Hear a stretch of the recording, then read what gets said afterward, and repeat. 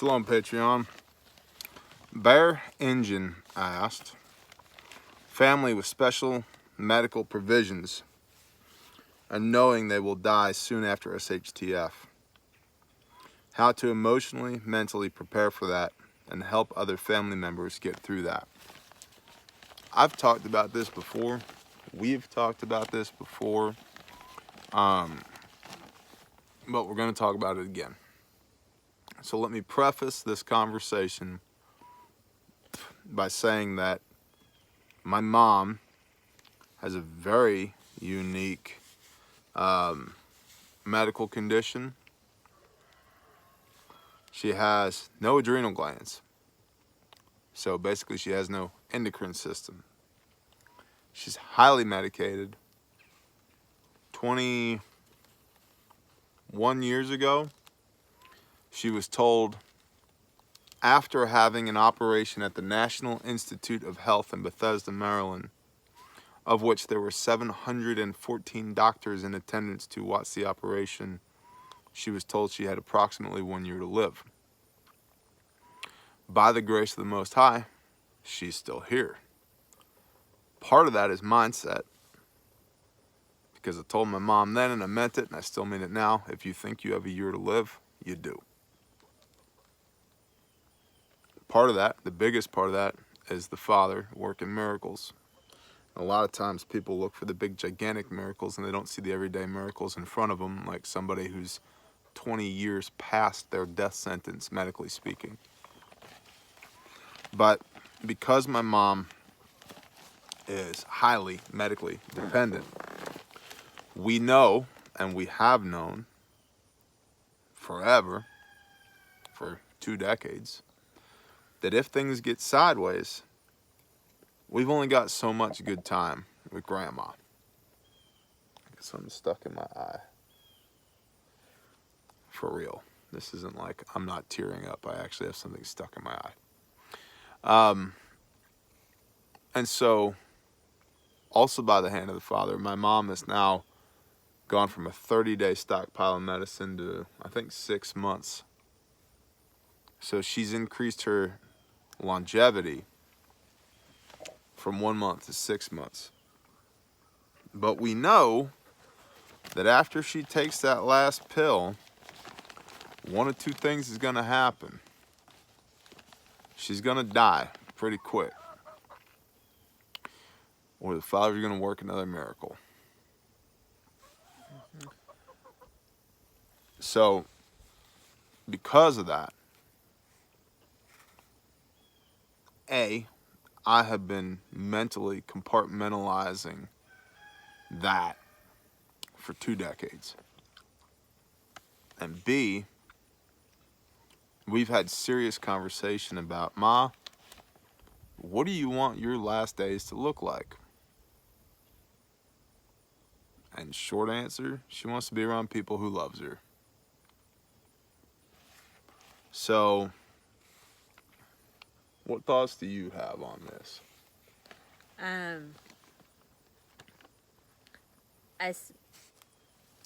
What comes to mind is being right with those people.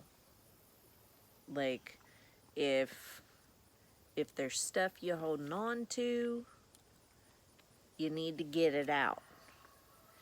If, there's issues that you have with those people, they need to be talked about, discussed. You need to plan it's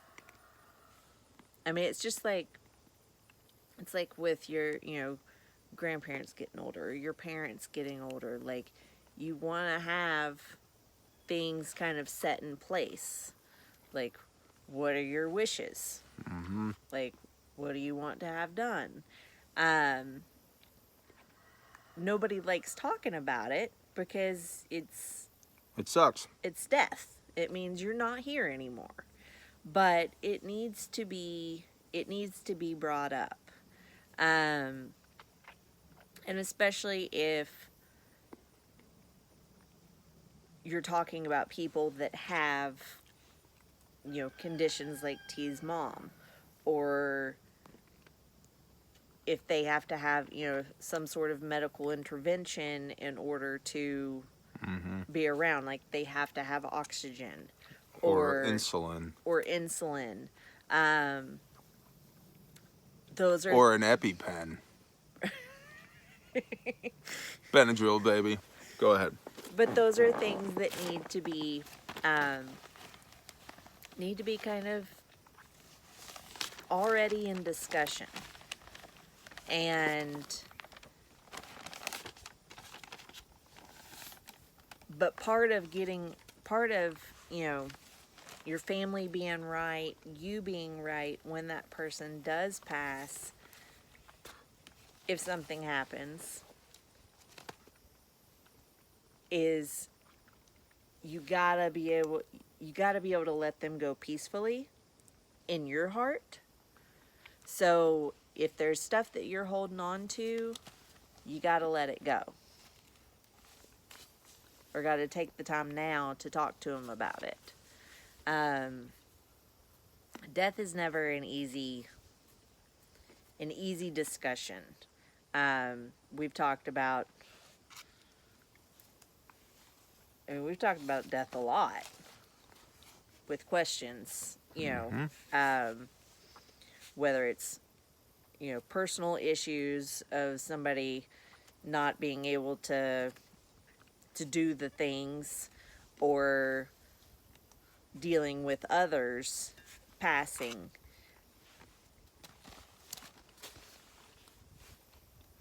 It's, and I think a lot of it has to do with, self mentality, like your relationship with that person. Because I know, like, we've had deaths in our family, and,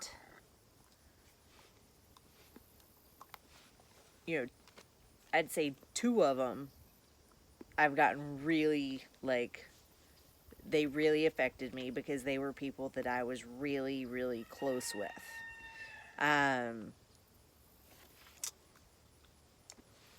But even still, it's like you're sad for a little while, but you know that they're in a better place. Grief is for the living. Yeah. I mean, you will see them again one day. And that's kind of like the light at the end of the tunnel that gets you out of that grief, is that you're going to see them again. And that they are in a better place. Like, I am a firm believer that this and all that we go through on earth, like, and it might be worse than this, but to me, like, and not our life, but it's like hell for some people. And, so whenever they can get away from that, like, especially if they have like a debilitating condition, for them to be able to let go of that and move on to where they're not having to suffer anymore, that's a blessing to them. Like,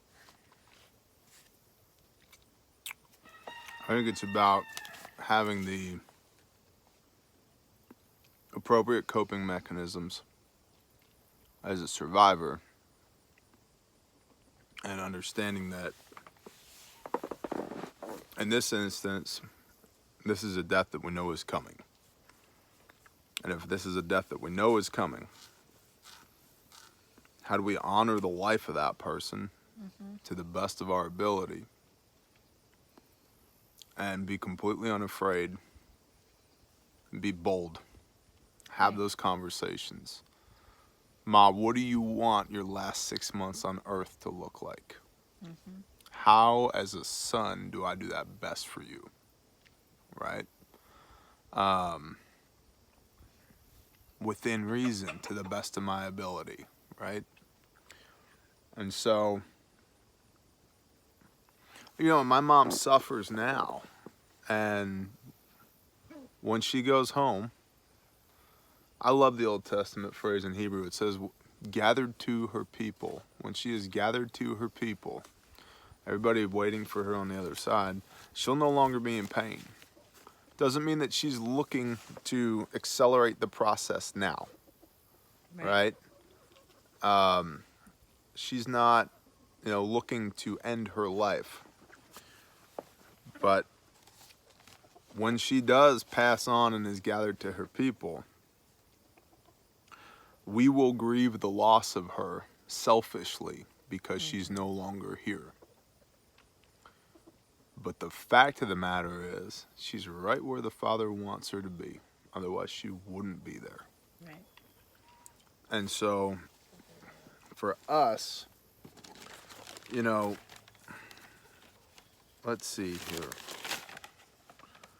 How to emotionally and mentally prepare for that. Be honest.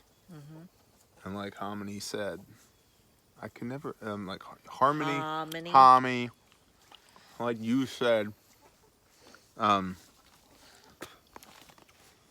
be on firm moral ground with these people. Be in good standing with them. And how to help family members get through that.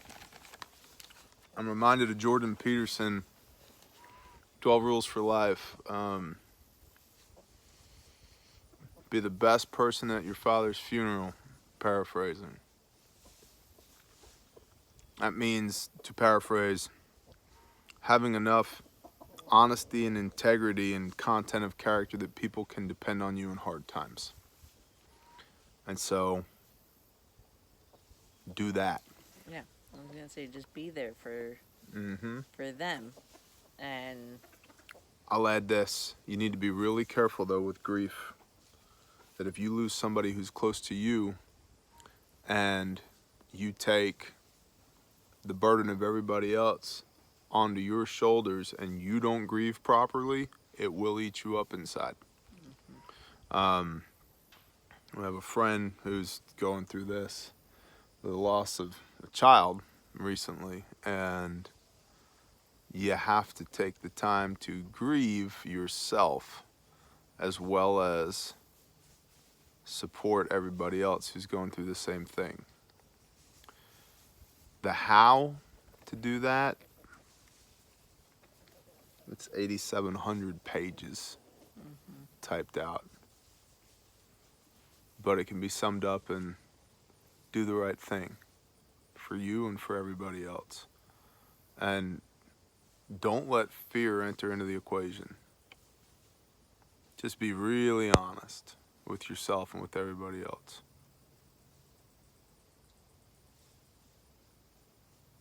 If it's coming, it's coming. Okay. Honor that. yeah, Eyes wide open. What do we do about it? I mean, what? And I mean that goes like, if it's somebody dependent like that, it could happen at any point. It's not just SHTF. Yeah. That's true too. I mean, anybody can go at any point. Life is not guaranteed. So while this message pertains to you in that situation, it also pertains to everyone in your life. Yep. You know? I could be gone tomorrow. He could be gone tomorrow. Are we right with each other? Mostly.